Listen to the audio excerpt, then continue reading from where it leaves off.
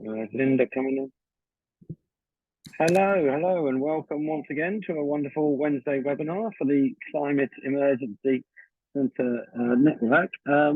Tonight it's our delight and delectation to have the wisdom being shared by Nick Rosen, who's an old friend that we've met along the adventures. Nick is the author of How to Live Off-Grid and off the grid inside the movement for more space, less government, and true independence in modern America. So Nick's done a massive amount over the years, but he's an award-winning documentary maker, author, and campaigner, and one of the earliest digital nomads, or a pioneer of digital nomadism. So, and in fact, just to mention the other bit, really, one of the other main ones is back in the 80s, involved with the Undercurrents Collective, with some very good friends of ours who brought a lot of activist video out to a lot of people.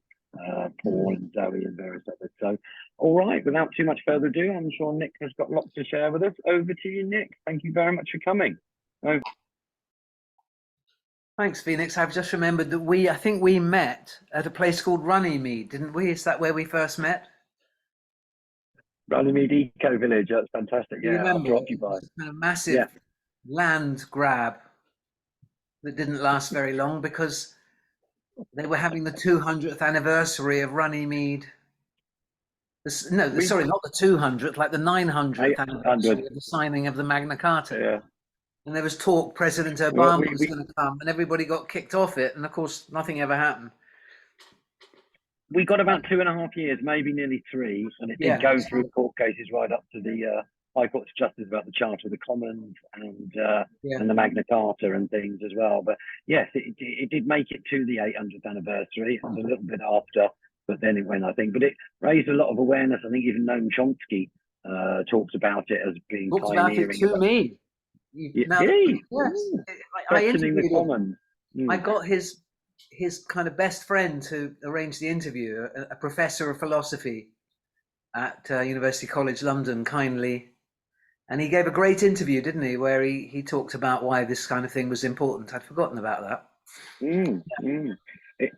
Very inspiring to see how the ripples of what we all do spreads out across, many continents, And anyway, it was a great example of one kind of off-grid living.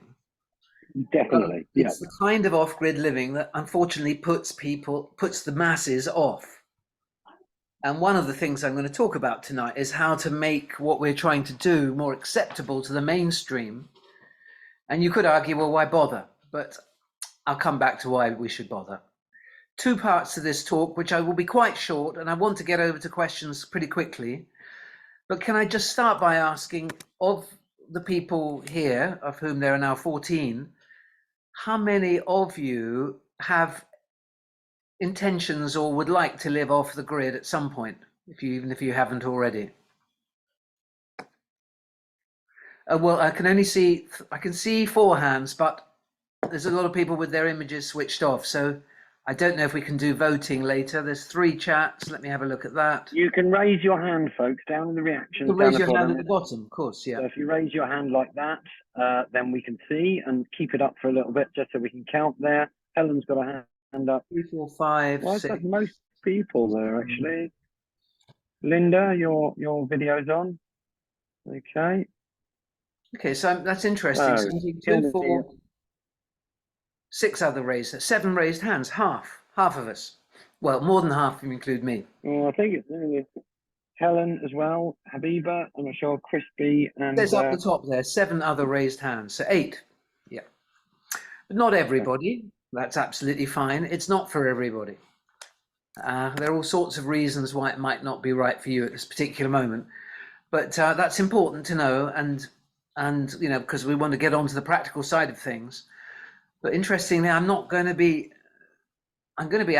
always advocate living off grid, but I'm going to be advocating a couple of other actions as being perhaps more important, which are off grid in their own way, but not as you might normally think of it. So I want to start by giving you the big picture of why off grid is important, and then get down to the nitty gritty of living off grid, and then get over to you and what your questions are. And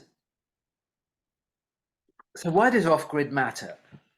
There are many reasons why off-grid matters. But for me, the big reason is about climate justice. And we're here, in talking about the climate crisis. That's what this group is about. It's about fair adaptation to the climate future. That's what climate justice means. It's about accepting that we're all going to have to adapt to the new climate and that it should be done fairly. Now, there are lots of other reasons why off-grid is important, because it can save you money, because it's a way of resisting the power of the big energy companies. But ultimately, for me, climate justice is about the energy haves versus the energy have-nots, whether that's in Hull or whether it's in Southeast Asia. It's true the world over. And weirdly, most of the energy have-nots are in the parts of the world where solar energy works the best. Go figure. So we're talking about climate justice, and we're talking about the energy companies. And notice I don't say the oil companies, it's about the energy companies, because the oil is on its way out. That's pretty clear. Yes, they're resisting the best they can. Yes, they've been on the way out for the last 100 years, but they've done very well at hanging on. If there's time, I'll tell you an interesting conspiracy theory about how Standard Oil managed to prevent nuclear energy from becoming the normal way that we all get our electricity. And that was a big achievement of the oil industry that is only just beginning to come out.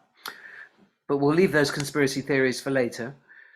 And we'll talk about the electricity companies, the energy companies, because we're all supposed to be switching to clean electricity. And out there is an entire army of bonus-hungry electricity executives all licking their lips while we do their job for them, taking down the Seven Sisters, complaining about the banks, which only yesterday in the FT, it turns out, have lent 6 trillion to the oil companies in the last 5-7 years, 700 million last year alone. So that's how well the COP process is going. That's why we're here, because we know the COP process isn't going to do anything for us. The politicians aren't going to do anything for us. Even the green movement itself seems to be in the thrall of something called decarbonisation, when it should be much more focused on more important wins than that, let's say. Did you know there's now a global consensus that $160 trillion needs to be spent decarbonising the global grid? That's not my number. It's UBS Bank in Switzerland. That's $160 trillion of our money in subsidies, in taxes, and in electricity bills. Our money that's going to be spent propping up the thing which caused all the problems and the high prices in the first place. So that's the most brilliant con trick that will ever have been played over the next 10 years on human society. So there's two different things going on at the same time in my thinking. One is the enemy is the grid, the enemy is the giant electricity companies. The other is that if you take climate justice to its logical conclusion, every citizen of the world should have the same carbon budget and probably the same energy budget. And off-grid energy delivers that.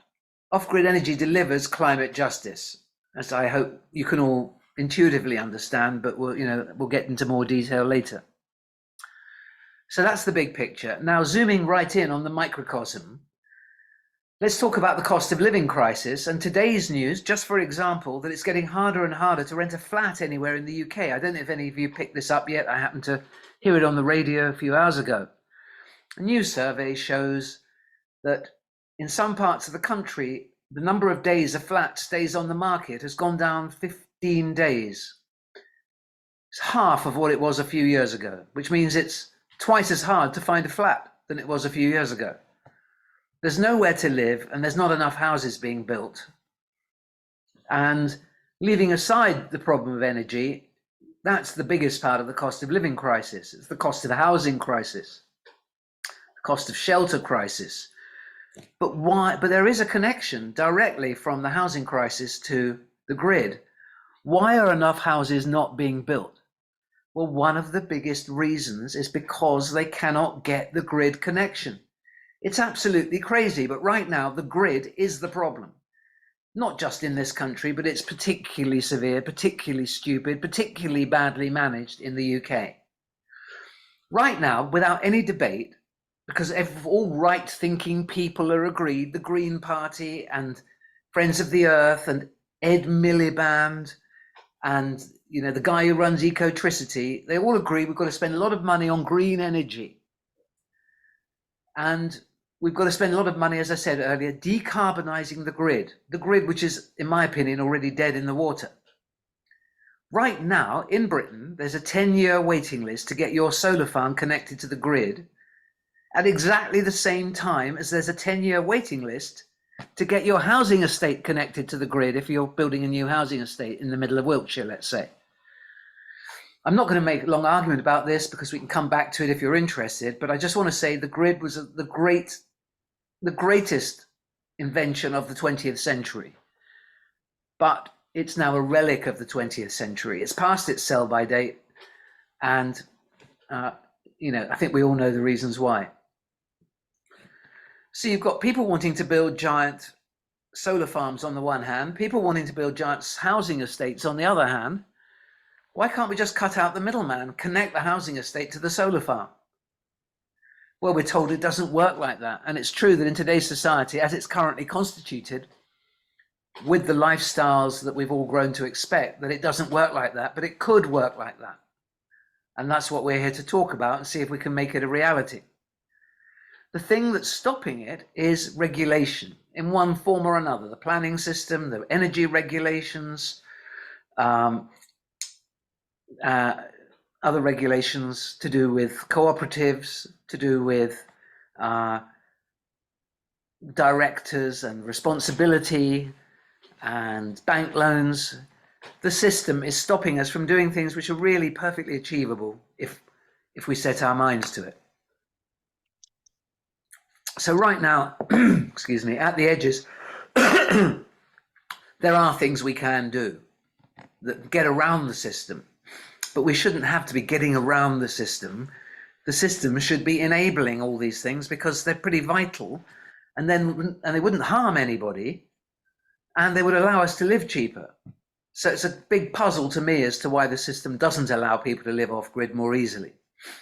But right now we can legally sell energy to each other. You don't have to be an energy company to sell energy to your next door neighbor, let's say. And you can legally use the wires, the same wires that the energy companies use, the utility companies, the whatever it is, Octopus or whoever that delivers energy to your home. You can use that same wire to deliver energy to your next door neighbor and beyond. And that is quite exciting because it means if we can get together locally, we can start energy cooperatives very easily and quite cheaply. Not that cheap. The hardest thing to start an energy co-op is to raise the money. But starting an energy co-op, a renewable energy cooperative that's locally owned, is the closest thing you can do to getting off grid without actually going off grid. You could call it getting off grid ready, but on a community scale.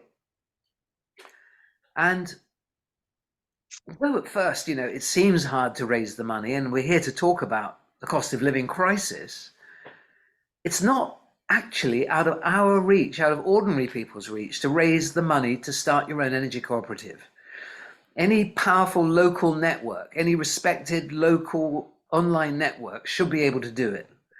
Whether it's via my, nextdoor.co.uk, or whether it's via any kind of local group or WhatsApp group that you're a part of. If you can contact 500 or more locals in the same small area, same town, let's say, and get them all to join, then an energy co-op should be a no-brainer.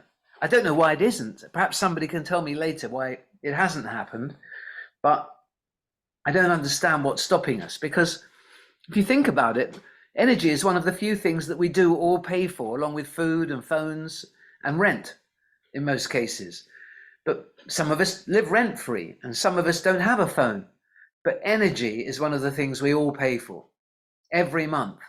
On average, £1,000 a year per household. Obviously, if you're in a small household in a tiny flat, you're going to be paying a lot less than if you're family of three in a normal house, but average of 1,000 a year, 500 households, that's 500,000 a year that we know we're going to have to spend, that we do spend every year. If we got together and spent that money and think of it as a kind of Groupon for energy, then each household would save money and within 2 years would have earned back the money that they'd had to stump up at the beginning, and then go on saving money on that 1,000, maybe 350 a year, 400, let's say, for the sake of argument. Over 10 years, you've saved £4,000 for an initial outlay of about 500 or 600. And that's if energy prices don't go up more than they already have. There are also lesser things you can do if you live on the grid and you aren't able to just take yourself off the grid. If you've got 500 quid to invest, you could get yourself a battery. That battery you could charge at night on the night tariff and use in the day on the day tariff. That might save you £1 a day. That's 365 quid a year. That pays for the battery in 18 months. Meanwhile, that battery is an amazing resource because you can now go anywhere with that battery, run your computer for a week, charge your phone for 3 weeks. You can power an electric blanket for several days. And then charging up that battery, you might be using solar panels, which costs you another couple of £100, or you might be just using the grid, going to a mate's house, going to a pub. It used to be when you charged, if you said to somebody in a pub, can I just plug my phone in? They'd go, yeah, sure. But now it's costing them sort of 35p every time someone charges their phone. I always feel I have to offer to pay when I ask to charge a phone these days.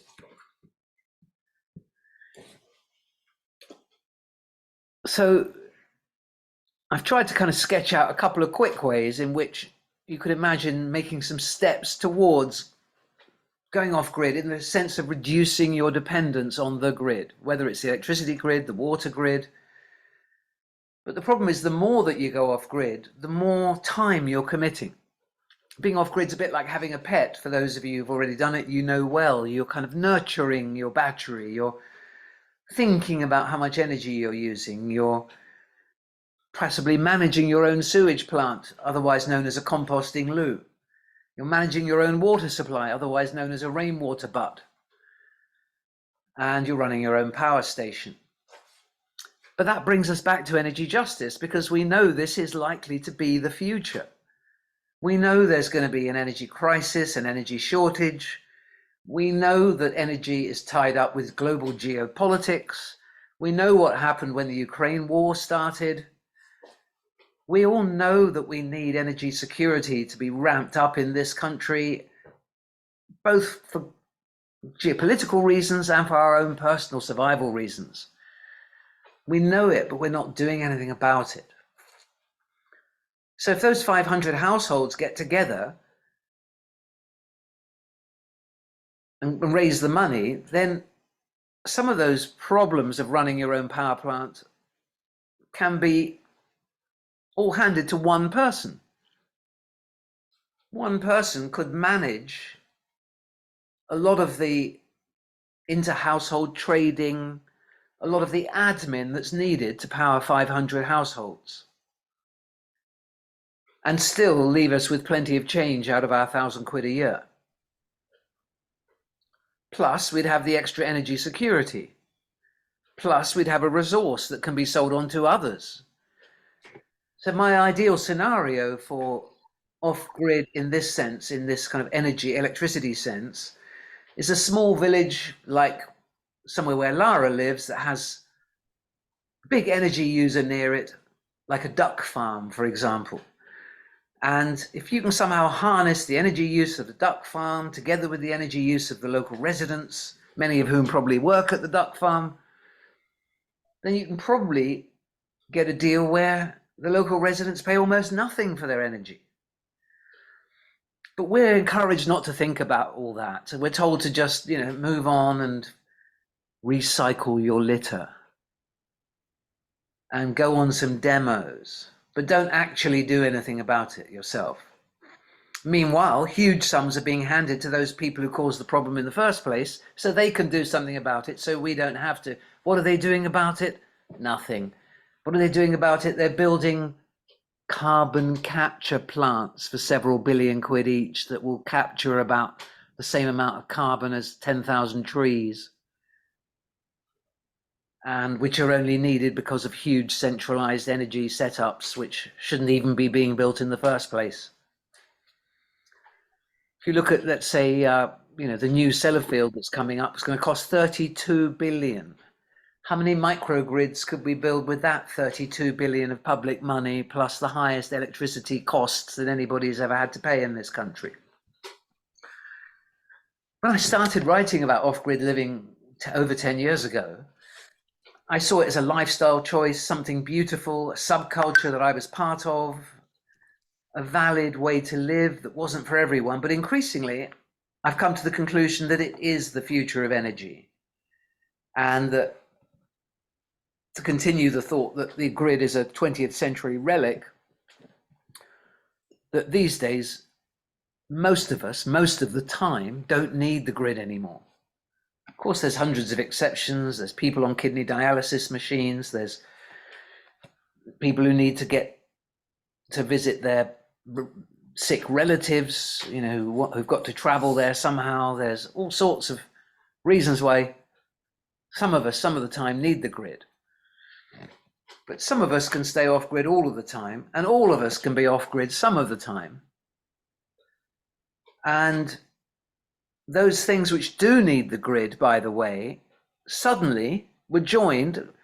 The hospitals, the factories, the very big energy users have been joined in the last 2 or 3 years by two great big energy users who have completely skewed all the forecasts of energy use for the next 10 years. Crypto and AI, data centers, in fact, really one thing. In New Jersey, they've just recently, within the last month, issued forecasts showing that the amount of electricity just for data centers is 7 times the current usage of the whole state.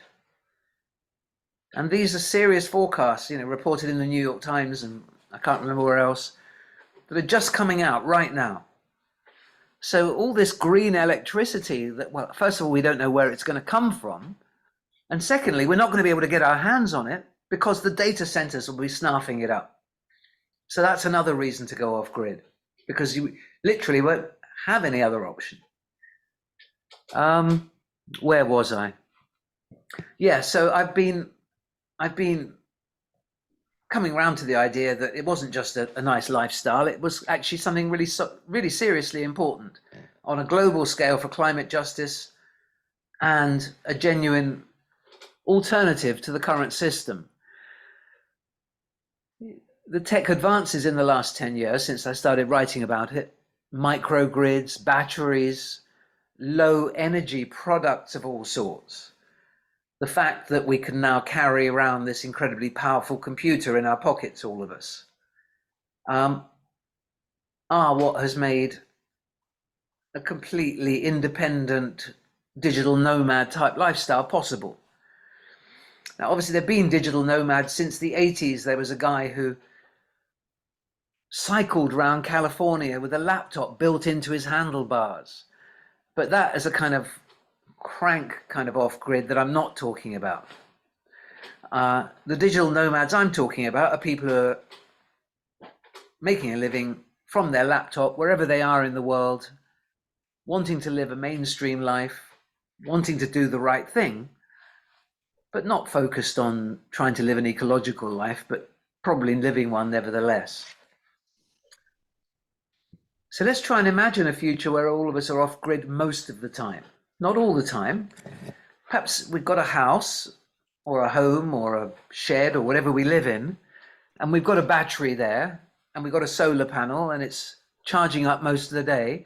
And perhaps we've got another battery we take with us if we go to work or if we go out, we meet friends. And when we're out, we can charge that other battery up at a socket, and we can work and we can be entertained.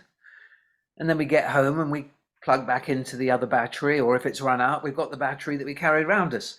Now, that's not a very sophisticated vision. That's just quickly, as I sat here preparing to give this talk, imagine what might it be like in a few years' time for some of us. And that's one option, along with many other options, including setting up a energy cooperative with 500 members, and many other options that hopefully we're going to talk about in a minute. But the big money is lined up against these options. You think the oil companies are powerful. The electricity companies are going to be far more powerful. They're going to be making far more money. They are trillion-dollar ventures, some of these energy companies. And they're lined up against the off-grid energy concept. And politicians and media owners are lined up against it. Politicians are terrified of the energy companies, because the energy companies are one of the few people who are more powerful than the politicians themselves. And of course, most ordinary people can't really conceive of a life beyond the grid because they've never really thought about it. Ordinary people in this country, of course, there's a billion ordinary people who think about it every day because they've never thought about living on the grid. But returning to the people within our own culture and our own country, there seems to be a disconnect between TV shows like New Lives in the Wild. I don't know if any of you have seen that. People watch it and enjoy it, but they don't seem to realize they could do the same thing. It's not easy, as I've said. It's a lifestyle choice that is going to involve you in very time-consuming activities unless you're clever about how you organize things. But it's perfectly achievable. And for many people, it might be a lot preferable to the life they have at the moment. If you're living in overpriced accommodation in Bristol or anywhere in the southwest where holiday makers are pushing up your rental prices, or you're living in some inner city rough area because it's all you can afford, then actually buying a field for 20 grand and living in it, as long as it has 4G and you can get on the internet, might seem like a preferable idea. And so at this point, I'm going to do a shameless plug for a book called How We Went Off Grid, with a foreword by Ben Fogle, who's the presenter of New Lives in the Wild. And it's written by two people who appeared on New Lives in the Wild. And I published that book. And it's about the exact paperwork and the exact steps that you need to take to go and do that legally. They are living on 10 grand a year, a very full life, a very happy life, a very contented life on 3 acres in Wales, where the One Planet law makes it legal to live like that. Now, not enough of people have taken advantage of it. And I'd love it if some people from Wales got in touch with me and we worked together to make this happen on a much bigger scale. Nick, can you just briefly explain One Planet development, just to people that, you can live on a piece of land, and just explain that? And I have heard that it might come over to England and the UK sooner at some point. But you mentioned One Planet development in Wales. Yeah, so this book is all in one go, the entire paperwork that you need to do to make a One Planet application, so that once you've bought your field, this 250 pages or whatever it is tells you exactly what you need to write to give to the local council in Wales to get your planning permission to be allowed to live off grid. Now, these guys did it on 3 acres. What they did was they had to build a zero carbon home, and they had to prove that they were going to live off of the land, that they were going to make enough money from the land itself in order to be able to make a living. Now, of course, they make extra money on the side. They're doing consultancy work. They're doing online sales, or what's it called, Etsy sales of their own crafts and so on. But on paper, they're making 10 grand a year out of the sales of their honey and their agricultural produce, and that business plan got them their planning permission. So that's the one planet law, but there's a fly in the ointment, and it's called rich lawyers from London who live next door. So they bought 3 acres. Well, there's 3 million acres of empty land in Wales, much of which you could buy for, less than 10 grand an acre, and much of it absolutely lovely. But much of it has got some rich lawyer from London living nearby who sends scary letters to the council warning them not to give planning permission, and who has other expensive lawyers who are going to cost the council money.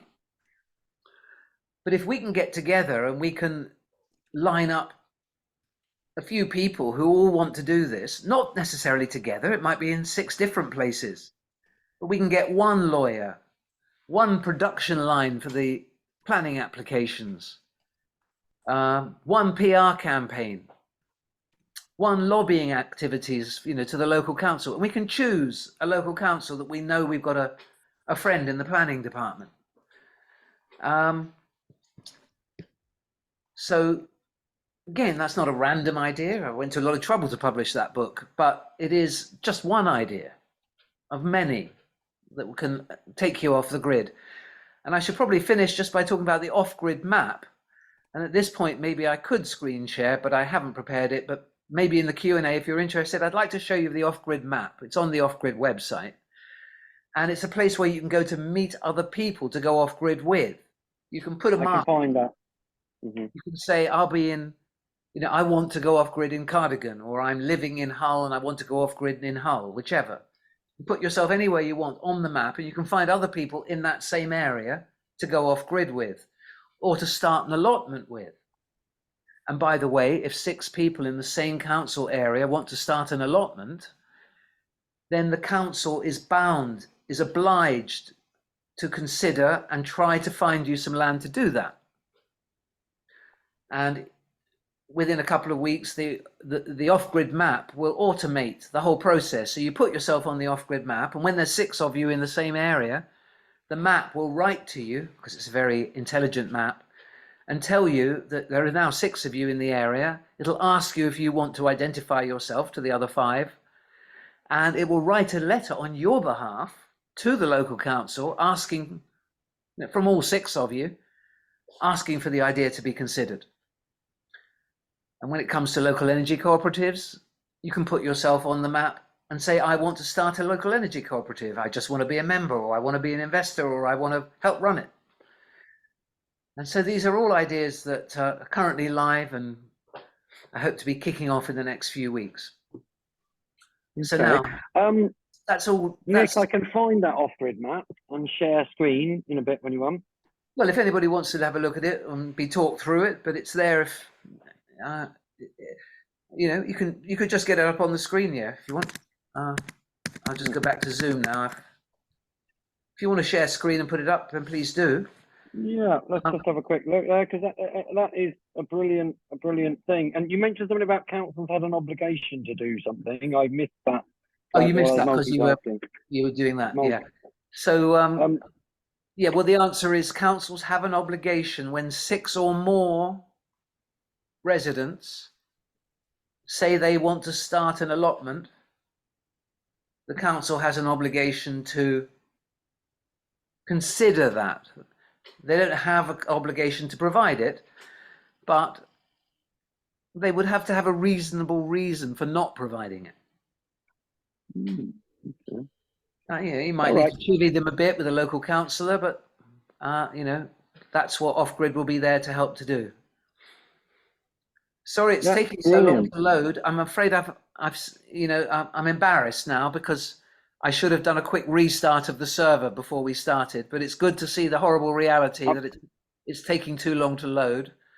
It's Nick, it's more probably I'm running a Zoom on my computer that's got a lot of stuff on it and other factors, and I'm in a cafe as well. I'm going to speak severely to my webmaster, nevertheless. I've just loaded it fine.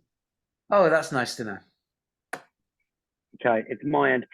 Okay, so Nick, do you want to go to questions from people? Yeah, well, I'd like to explain the map a bit. before we go to how it questions. works. Before we go to questions, Mhm. I just asked earlier how many of you want to go off grid. How many of you have ever lived off grid for any appreciable length of time? Okay, let me just come back to the Zoom and get us off this screen a sec. 1 second. Christine's sticking a hand up. I don't know. I've got to find this again. Sorry. Sorry. Right. I'm going to stop share there, and then you can do that. You can see Yeah. the screen again. Stop share. My There we go. computer's groaning. Okay, we're back. Christine Let's go. Christine lives off grid. I live off grid part time down in Devon, where I've got the off grid show home and guest shed in a field in Devon. And if there's anybody in the kind of Bude, Bridport, Barnstable, Holsworthy area who wants to get involved with me there and help kind of spread the word in that local area, I'd be very grateful to hear from you. Okay. You're back to main screen. If you did want to ask people again, was there a question about putting hands up again next one? Well, I was just asking how many people currently live off grid, and I think we saw one hand go up. What about off grid part time in any time in the last year? Hi Bella, good to see you. Are you off grid part time? Isabella there. I know it's 3 a.m. where you are, isn't it? You're probably gone back to sleep. Okay. Okay, so just one who's off grid at the moment. Lara. Okay. Lara, can you tell us a bit about your off grid situation? Yes, sure. We've installed a 48-volt system on iFarm, with a inverter and everything, and it's running the lights and electrics in the static caravan, which are the volunteer hub. That's in the last 6 months actually. I have lived elsewhere off grid. I was volunteering in Spain for 3 weeks at Sunseed Desert Technology, which is a whole village off grid. But yeah, I'd love to hear from others as well. Mm-hmm. I think Isabel's got a question there, and then just to say, folks, if you want to, you can have a comment or feedback or question. It doesn't have to be just a question. You can say anything about what Nick's been saying. You can raise your hand in the reaction tab down the bottom. Raise your hand up like that and lower it down afterwards, and we can see 1, 2, 3 if anyone wants a question, comment, or feedback. Absolutely brilliant, Nick. We really need to, bring up all these questions about, living off grid and the energy companies, like you say. And you've been a massive pioneer of these things, really, to make people raise awareness. And I've lived off grid quite a bit, traveling and on canal boats and vehicles and things, and you really can step down your power use and live in a more sustainable way. I think Helen's got a question or feedback there. Comment, Helen? Yeah, it's something that I know there was a group in Leeds sort of looking at setting up an energy co-op, but for some reason it fizzled, didn't work. There are some people in Climate Action Leeds sort of looking at energy and things. But I get, from a very selfish point of view, everything like that happens is in North Leeds, and I live in South Leeds, nearly into Wakefield.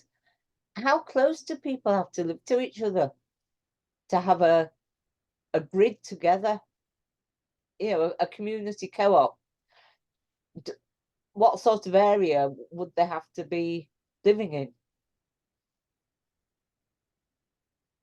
Well, there's two answers to that. One is you could be talking about very, very close, what's called contiguous, meaning that my house is next to your house, which is next to the next door house, and they're literally touching, But increasingly, there are these things called virtual power plants, which means that people who don't live next to each other can team up and subscribe to the same energy company. And because of, thanks to the wonders of the blockchain and, software and apps, it should be possible, although I don't know of an actual example yet that I can put my fingers on in this country, to actually start your own ecotricity. But that's kind of not really where I'm aiming at, because then you're still on the grid. You're still sort of playing around with concepts and money, and it's all a bit abstract. I'm talking about places where you actually are, generating your own energy, perhaps using solar panels, perhaps using local hydro, perhaps the wind in your area is particularly good for wind power. Whatever the reason is, you have come together to create at least some of the energy yourself. You might not have all the energy you need for the whole community, but you've got most of it. Whether it's I think what I'm asking is, should if I decided that, right, I'm going to do this, should I be looking for people on my streets, within half a mile of me, within half a mile of you, within half a mile? And especially if it's a mix of different uses, so residential, but also some commercial, some farm, depending on what your situation is and where you live. Oh, I live near Asda. Do you think they'll go in with me? Yes, I do think they would go in with you, because Asda will have some hugely highly paid sustainability director who'll be on a huge bonus every time he or she comes up with some plan. They will be wanting to put solar panels on all their roofs. They'll be wanting to put up wind turbines to power their very expensive energy bills. But they will only get planning permission if they give something back to the community. And that's where kind of going to them and saying, look, there's 500 of us households. We're ready to do a deal with you. And get into negotiations with your local Asda, definitely. Oh, right. I think Deb's got a question there, and Isabella did put one in the chat about what advice. Maybe Isabella wants to ask that question. Debs, and then maybe Isabella, your question in the chat. Yeah, I don't know if mine's a bit similar to Helen's, because Preston have got a community energy group, which is a co-op, but I'm a bit like that with it, because they're starting out, they need a big business with a flat roof that uses enough energy to start this like enterprise off. But I thought really it should be the other way around, like we should be starting it where the people need it most. And the other problem is that a lot of the big companies and big businesses don't want a co-op going in, because they've already got their own plans to do their own like energy things, like so like the local hospital and any council buildings can't touch them because they've already got plans to do stuff on them, if that makes any sense. Even like the college and the university and that. I don't know where I'm going with that, but I just think it shouldn't be like a trickle down thing, this like community energy. It should be like a grassroots up thing, shouldn't it? Yeah, but you've got to accept that your own local circumstances play a vital part in designing your off-grid infrastructure. If you live somewhere very windy, then you want to use wind turbines. If you live somewhere near a duck farm, then you want to get all that heat and turn it into energy. If you live near an Asda, then you don't want to be going begging to them. And no, they certainly don't want to deal with you, but they might have to if you're clever about it. If you go to them with 500 households, then you've got some power. That electrical power is political power. That 500 times 1,000 is 500 grand a year. And you can stop them getting the planning permission for their new wind turbine unless you get something back in return. And it makes sense because they are part of your community. I mean, if you live near an Asda, or you live near any big company, or you live near the hospital, yeah, it's going to be hard to get in the door. Try your local MP. That's what they're there for. I think one of the best. Cardboard cutout for our MP. Okay, well, the local council put the leaders then, but there's got to be some way of shaming them. There always is. Yeah. I think one of the best examples I've seen in recent times, my friend Danny was telling me 8 years ago about smart energy microgrids, and I got the basic concept in my head, but there's a film called 2040, and it's about this guy talking about when his daughter grows up in 2040 and what the world could be like if we worked on some of the solutions we have now. And he did a really brilliant visualization with kind of hexagons above this village in Bangladesh about if each different village, house had just one solar panel, and you've got this little orange box that you buy, and you can decide on a smart energy microgrid whether to store up your energy into your battery, or if you're going away for the weekend or week, you can give your energy to your neighbor, or you can sell it on to your neighbor at, a pound a unit or whatever it is. And suddenly I got it with this visualization with all these hexagons, so that 6 houses together could share their energy, or they could sell it, or they could, store it up, or whatever it was. Absolutely brilliant. I think Isabel had a question there, but anyone else who's got, a question, feedback, anything? Isabel, did you want to ask your question there? Are you with us? Yeah, sure. Can you hear me? I have. Yes, Can you we hear can. me? Okay, Okay. thanks. My question, the last one was about, when you're talking about how we can, live in a field for 20K as opposed to in a city. And I always think this when I'm taking trains across the country, whether it's to Sheffield, to up north, or, and I'm just going past loads and loads of green, oh, sorry, excuse the sirens, I mean, East London. There's just tons of green space, and I don't actually see, much crops or anything like of value worth harvesting just from my naked eye anyway. So I do think, and then especially post Brexit, I don't know what's the state of our agricultural sort of export economy, but yeah, I mean, just on that point, when there is a lot of this land out there, why are we so clustered up in cities? And especially now we can get, connection. I don't know if people are for or against Starlink, but yeah, what's your do you have advice for people on just buying plots of, I'm guessing freehold land in these rural parts of the country? Well, you're absolutely right. And the answer is because of the grid. Because when the grid was first started in the late 19th, early 20th century, the people who were building it were all private entrepreneurs at first, and they built the grid where the money was. They built the grid where the people was. And they didn't build it where they couldn't be selling the electricity right there and then. And so the land which doesn't have the grid is much cheaper than land which does have the grid, which works to our advantage if we're thinking of living off grid. But because the difference has now suddenly diminished very sharply in the utility of land which is off grid and land which is on grid, they're both equally useful because you don't need the grid anymore unless you want very large amounts of energy. So you can drive through that countryside, which is empty apart from a few people in cars and a couple of remote controlled combine harvesters, and you can find that land and you can buy it, but of course you can't legally live on it in England, and you can only legally live on it in Wales, if you jump through all these hoops. But for a lot of people, that kind of zero carbon existence is very attractive. Not for me personally. I wouldn't want to earn my living from honey and vegetables, but for a lot of people, that's a good life choice. I mean, there's a big discussion and debate here. Really, how much do we need to have the massive amount of energy use that we do have? There is ways to.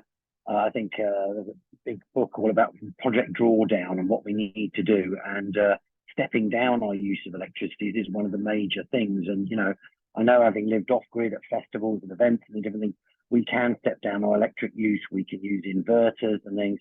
Something you touched on your talk there, Nick, about ecotricity. I recently finished the book by Dale Vince and met him a couple of times in the last year, and how he starts off just basically, I met him years ago in the 90s, he built a windmill and then charged phones and charged people £1 a time. And from there, he worked out building a bigger windmill, and then he worked out the entire energy game and realized, like you were saying, you can actually form a little electric company and sell it back to the grid. But it was very stacked with the whole monopolies of how energy is controlled and things. And gradually he broke into the energy market, scaled up, and now I don't know what it is. They're the second or third largest green provider of energy. And what an incredible story, really, from a traveller in a field to running a massive energy corporation, story, pioneering so many things. I think he's up for coming and doing a webinar later in the year around September or so. But it really is possible to do these things and to pioneer. How do we step down and how do we work out, how we can use less energy? And thank you for all the pioneering work you've been doing, because you've been a trailblazer for many a talk with digital nomadism. Any other further questions or feedback there? Have Eva had one, or stick your hand up? I've got a point to make. So you asked why, he doesn't see why we can't just, do it easily. But so I was thinking, it gives you back your idea of sovereignty because you're doing it yourself, which is fine. But, people are a bit irresponsible these days and they might not be able to handle what it does to them. It could cause chaos, couldn't it? Yeah, there's the old free rider problem, which is if you get 500 people together and a few of them don't pay their bill, what do you do about that? They don't make their contribution, they don't, play by the rules. I guess you kick them out of the group is what you do. But, that is the one thing we all want to avoid, is running an energy company and having to make those sorts of decisions. So maybe you aim for a much smaller energy company. If you want to be sure of avoiding that kind of a problem, you just join a smaller group. One good example there is everyone might want to cash in. Everyone might want to cash in. They've got this idea, I'll cash in. The same, just it's a different thing, but the same way they're trying to cash in on it, sort of thing. I think one of the good examples is Bristol Energy Co-op. I think Chan is going to come and do a webinar at some point, but he told me some of the story, how they've gradually scaled up from a small operation putting solar panels on some houses to they got a big grant from, I can't remember exactly, Energy Southwest or something. And, they're now, retrofitting tons of houses with solar and scaling up to do more and partnering with other solar energy co-ops and groups all around the Southwest. So, it is possible there. Any other questions, feedback, or info there from others? Do you want to, Alan, have you done much solar in the Northwest and Hull? We had quite a few good groups come to the Humber Eco Fest. Nick, maybe say something about the shared energy. Alan, we've had a lot of things happen around the CEC and Humber Eco Fest and all of that as well, and yeah, I have had some experience of living off grid, on years when I was working loads of festivals with green teams and everything. I couldn't actually afford any energy, so I quite happily didn't have any hot water, electricity or anything in my house. Still had to pay a service charge, but just didn't use any. And just I had a camper van, solar panels on the roof, still got it. It doesn't go, it needs an engine, but I can still use the panels and I can still plug into it. So I don't use very much. And yes, I use a battery, and yes, solar panels. I've even got one just into this room from my roof. So yeah, I'm sort of on and off grid. But yeah, the thing is, the electricity companies, they don't like it much. And I think a lot of people are quite scared of getting on the wrong side of authority and not being able to go back to the safety of prescribed and delivered. Yeah, and part of my job, I see my job is to try and reassure those people and ease their path and provide a service which will both be profitable and help lead people down what is otherwise quite a scary road. Yeah, helping each other out. I think Christine's got a comment or a question there. Christine. Hi, yeah, thanks. That was really interesting. my question was, did you say near Bridport? Because I'm down, well, I'm in Stir, so just a little bit north of Bridport. Okay, well, that's a bit. I did say Bridport, but I meant Bideford. Actually, I much prefer Bridport. Maybe I'll come and visit you instead. Well, actually, on that front, it's kind of fizzled out, no pun intended, but we did have a Stir energized plan. We had a 5-year action plan, which is what, embarrassingly like 10 years ago, but we've got some of the hydro stuff already set up because the River Stour literally meanders around us. And like one of the people said, I can't remember who it was, but it really struck a chord. She said it shouldn't be trickled down, but sadly it is. I just live in an area where there's the right resources, kind of the land and the people to get everything together, but it has fizzled out. So yeah, it would be good to get your, to get some info from you and see if you can get that kind of back on track, because we've got. I'd love to help with that. I'd love to help by, doing some PR for you and making, and maybe getting people to put themselves on the map and doing a little local campaign around you. Yeah, we were the first sitter slow town. Well, not the first. We were one of, at the time, 4 or 6 sitter slow town, and then they moved to transition. So. Oh, your voice is gone. Oh, you have to unmute again, Christine. Unmuted. Sorry. Oh yeah, but yeah, no, definitely it'd be really good to get your details. That's very tantalizing. So it sounds to me as though people who want to live off grid should be moving to your area because you've already got the energy supply set up. Yeah, well, we haven't had the whole town connected, but like I say, 10 years ago, the plan was that within 5 years, the whole town would be self-sufficient totally. But there's some, you said there's some energy there now. Hydro, so there's some of them are in place already. So I don't know, kind of how it all kind of. Send me more details afterwards because I'd love to find out about that. It took a hit and whatnot, but yeah, that'd be really good and useful. Thank you.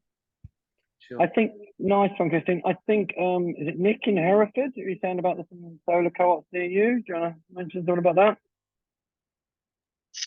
Hi, folks. Yeah, well, I was part of an initiative going back to about 2015, I think we kicked off, which put up 300 kilowatts of solar panels not far from a very small industrial estate in the middle of rural Herefordshire.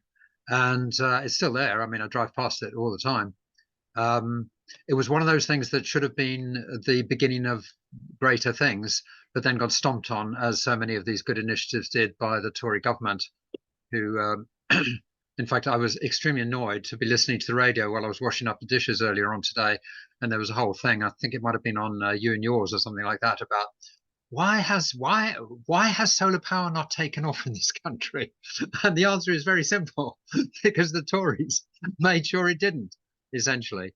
But there is still an outfit called Share Energy that we worked with, and I've just been checking their website. They're still there, and I've put a link into the chat. It's not quite as radical as what Nick is talking about, because this is still, pretty much grid connected, but still it's a step in the right direction. And there is no reason why communities can't get together in the right circumstances. Unfortunately, where I'm in Herefordshire, there's really no possibility of wind at any kind of serious scale, but there is certainly plenty of potential for solar. And the main constraint that we ran into was grid connection. I remember that cost us a lot of money, a lot of time, and a lot of work to sort out the grid connection for our 300 kilowatts. But of course, if you're not doing 300 kilowatts, I think you still have some complicated negotiations to undertake with whoever's running the grid in your area. I'm not sure if I can say anything more useful than that, unless you've got a particular question. Well, I'd be interested to hear a little bit more, if there is time, about the problems that Share Energy had and what was it that went wrong for them, because I feel like we could all learn from that, and because there's too many of these stories of things which almost started and then whatever happens, somebody who was important leaves, or how is it that they never seem to really work out? And the Sorry, best, did I mislead you? The criterion of success is that they just keep growing, isn't it? That more and more people join, like the Bristol one that Phoenix just mentioned. What is it that stopped your one from growing? No, I think I must have misspoken, or perhaps you misheard. Ours has been up and running since 2016, 2017. It is producing 300 kilowatts. There is a whole flotilla of us members who, get payouts from time to time. What didn't work was that it didn't proliferate. It was supposed to be, that was Pomona Solar number 1. There was supposed to be a number 2, number 3, number 4. And it was the proliferation that didn't work. But yeah, the one that we worked on is up and running and doing absolutely fine as far as I know. That's great. So you are a kind of living, breathing example of that it was actually not that difficult and it's worked. Well, it took a few years of work. I wouldn't want to minimize. And I don't think we would have got very far if we hadn't had Share Energy on board, because there are sort of really technical elements to this, which would take you a long time to learn. But it depends what scale you're trying to set up to. The key thing that you have to address first of all is, if you've got a geographic location in mind, you really need to understand what the potential is in terms of the grid. Because if the grid is willing to play ball with you, then it's a green light, or at least an amber light. If you've got, real problems with the grid, that's pretty much a red light, and you need to look for somewhere else, because that would be a very steep hill to climb. So I suppose that links us onto something that we're trying to do with the Climate Emergency Centre network, is how to accelerate and upscale people using, solutions and the renewable energy things. Ellen beaming in there. But Nick, you mentioned something about kind of collaborating on putting in applications. So there was a couple of points here. One is, how can we provide groups on the network? There's about, nearly 30 odd groups that we've helped get centres and projects open now, and about another 30 groups looking to set up centres. How do we use that to accelerate and upscale? One of our dreams would be to have each of these high street shops having a demonstration corner that shows, look, this floor of a 3-floor building is run. This is an old project, our dream from back in Hackney was, one floor you could run the lights, the sounds, the laptops, the phone charging, whatever it is, just from the solar panels and the windmills on the roof, or whatever it is, bike generators. How can we get this showcasing in the different centres around the country? We do have some of the centres have got solar panels, they're showing people what they can buy, but any way that we can upscale this. And you kind of mentioned filling out application forms together, because this is a complex world that we need to simplify. How can people upscale and get the renewable energy out there? That's one point. I suppose the other point is there were a lot more energy feed-in tariffs and things, and it was encouraging people to put solar panels on the roof, and they could make money selling it back to the grid. And then the government cut it all. And it's almost like you were saying, they've actively reduced people being able to, do the renewable and become more self-sufficient in energy. But how do we upscale? How can we help groups to make their way around it, to actually cooperate on energy? Is there any info or toolkits you can link us up or recommend, or the offgrid.net? You were saying you can cluster people together, the map?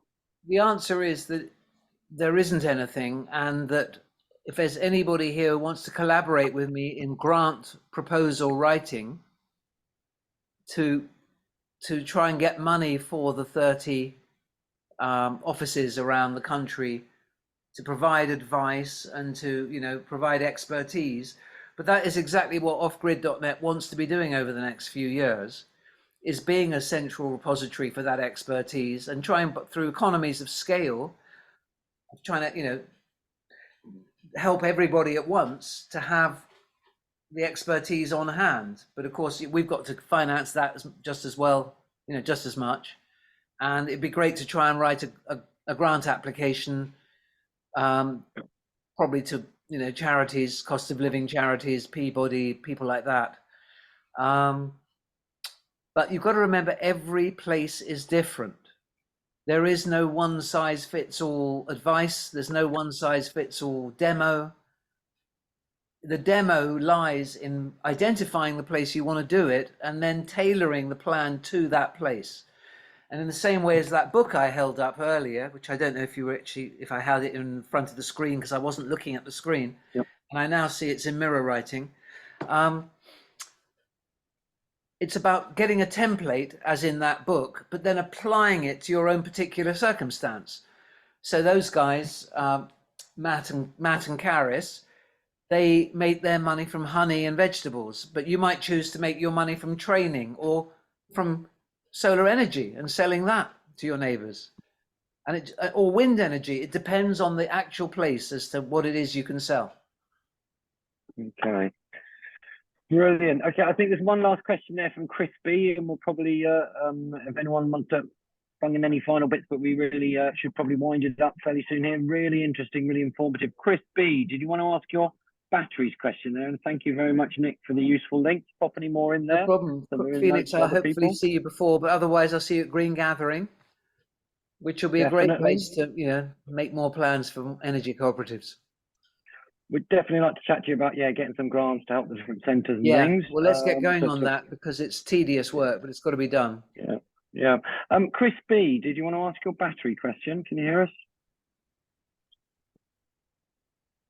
Mike's off. The question, his mic's off, is in the chat. Maybe he had tech difficulties earlier. Chris? Okay. He was saying 2024 battery efficiency innovation question. Anything new and good, reliability, low cost battery question, Nick. It's in the chat. Is there anything new and good on reliability or Well, lowest the cost? answer is that, you know, batteries? batteries are a commodity like solar panels, and, you know, there are no great bargains to be had, but there are second-hand bargains, you know, things like forklift truck batteries, which once they're no use anymore for forklift trucks are still absolutely fantastic for storing solar power. But what I'm more interested in for the mass market is these new generation of power stations, they're called. So it's like a 20 kilo battery with a nice carry handle, and 2 or 3 3-pin sockets and 4 or 5 USB sockets. And it all comes in one box. You don't need a separate inverter. You don't need something called a charge controller.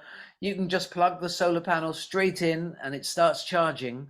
It's plug and play. So it's plug and play batteries, which are the future. And they're not great bargains, but they are the future. But for now, the tip is you go and you get yourself second-hand EV batteries, second-hand forklift truck batteries. That's the way to get yourself a bargain power storage setup.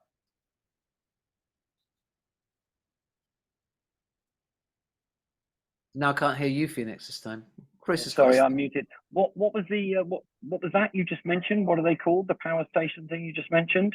Well, there's The power many battery? different brands, and you know, Okay. I wouldn't particularly recommend any of them. They're all Chinese. Okay. They're all, you know, of questionable ethical origin.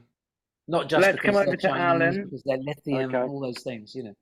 Yeah. Long story there. Alan. Just a quick question on that.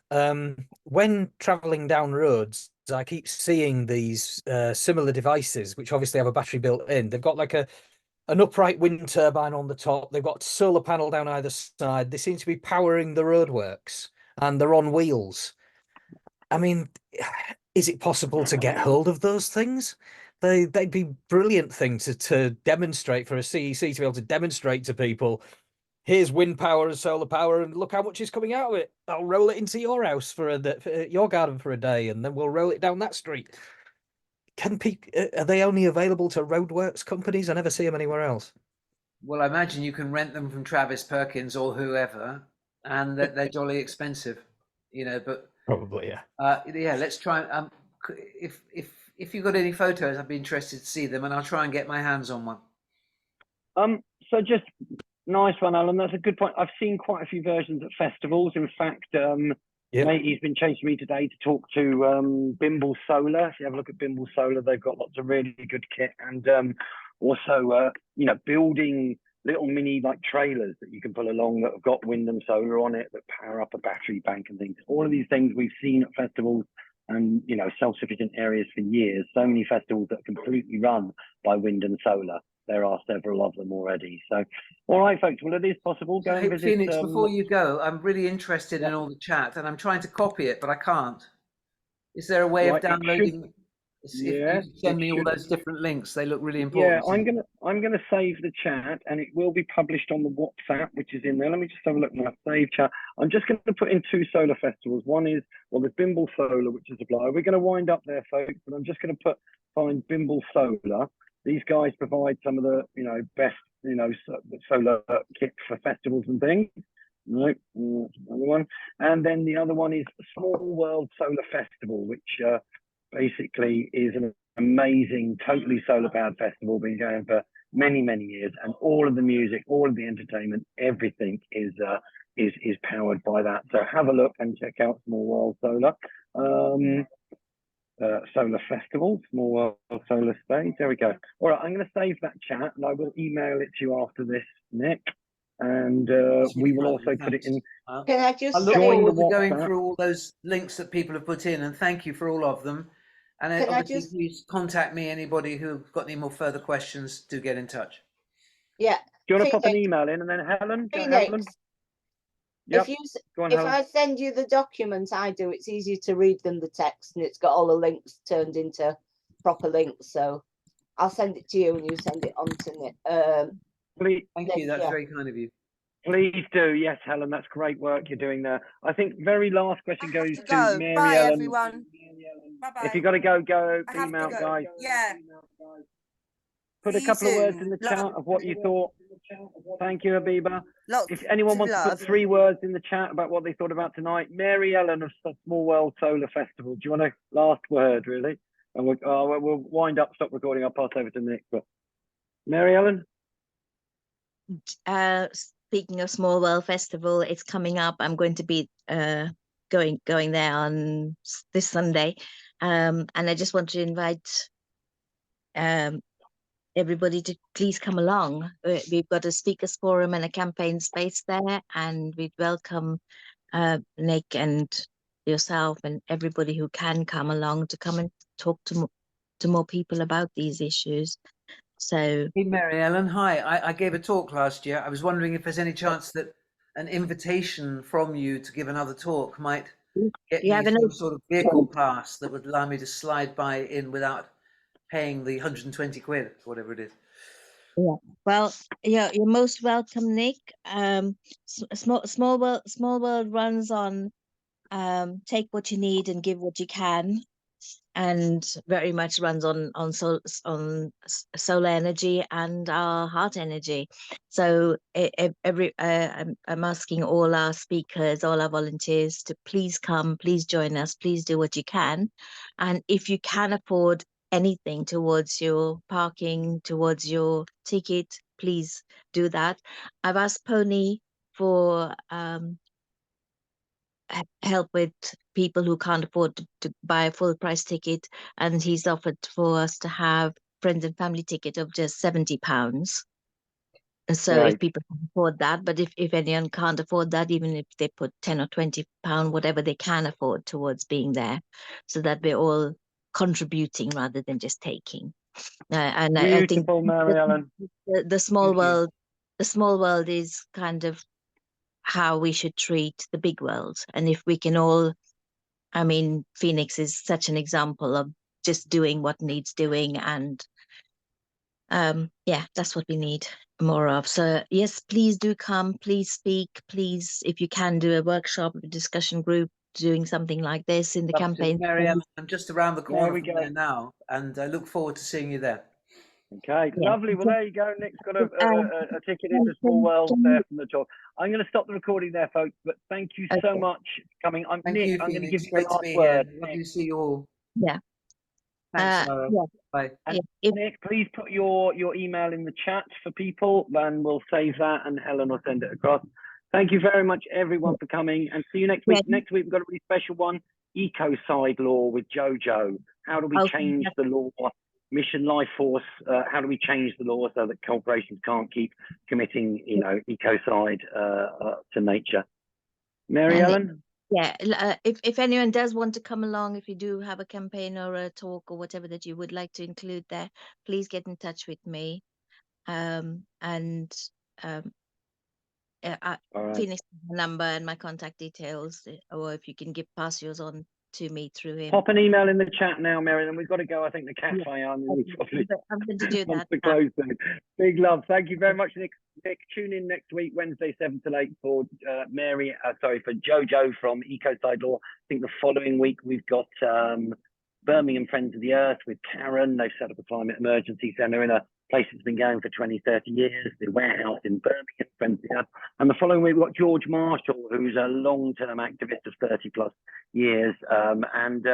one of his other subjects about lessons from 30 years of activism, but also how to talk to people who don't agree with you, which often happens around the environmental movement, shall we say. All right, thanks very much, Nick. Absolutely amazing. Thank you very much for that. Thank And, you. see you next week, folks. Cheers. Lots of love.